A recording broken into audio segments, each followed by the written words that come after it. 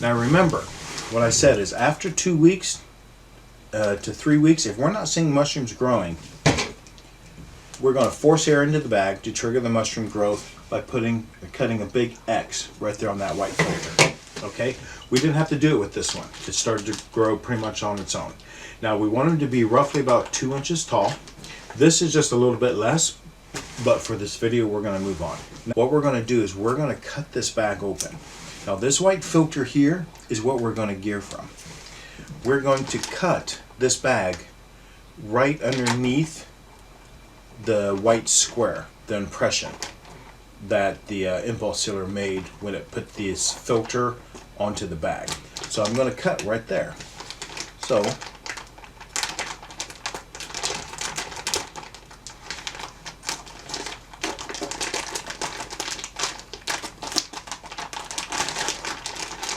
we're going to cut it straight across all the way around.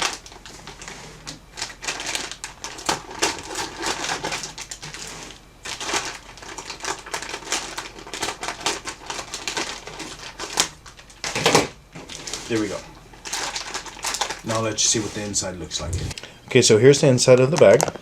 You can see the mushrooms growing.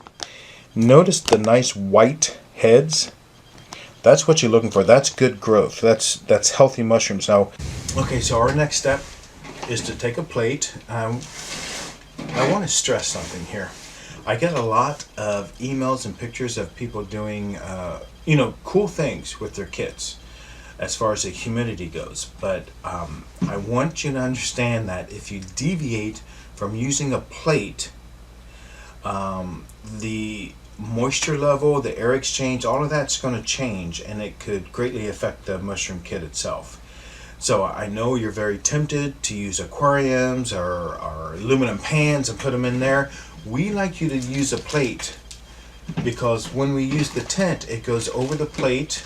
It helps trap the humidity, and it's just what we gear from, okay?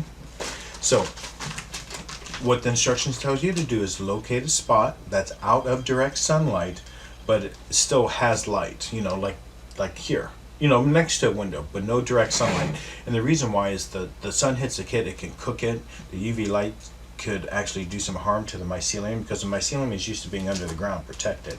Okay, right now it's exposed. So what we're going to do now is we're going to put this in a place that is going to stay,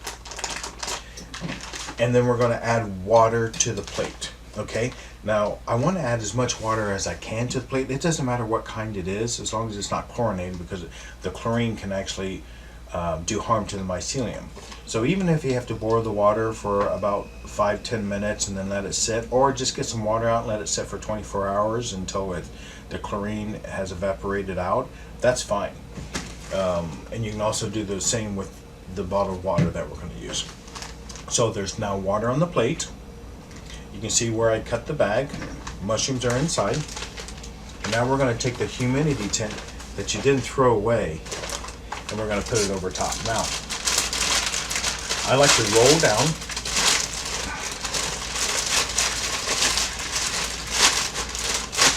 And this gives it some integrity at the bottom. See what I mean? I'm going to put this over top. And see how this is setting up like that? We're going to roll this down.